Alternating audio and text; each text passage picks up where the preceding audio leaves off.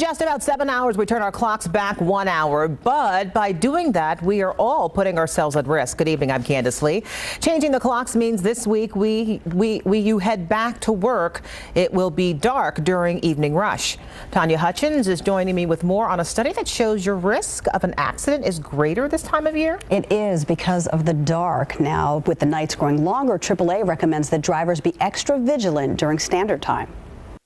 The Insurance Institute for Highway Safety found the risk of motor vehicle crashes greater when it's dark outside, and rush hour traffic only adds to the danger.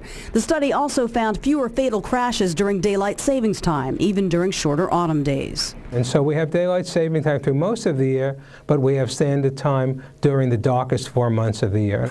AAA recommends motorists clean all glass windows, check headlights and taillights, don't stare into oncoming headlights, and use the night setting on the rearview mirror. It may sound like common sense, but many people still don't do it.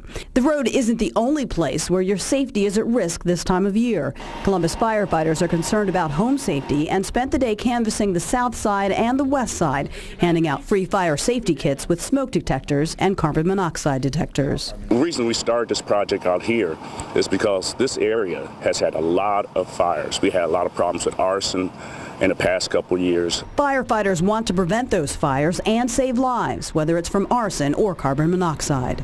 Very, very few houses have CO detectors. And south end or the west side, really the inner city. So before you go to bed tonight, turn your clocks back 1 hour and change the batteries in your smoke detectors. The life you save could be your own. Tanya Hutchins, NBC4.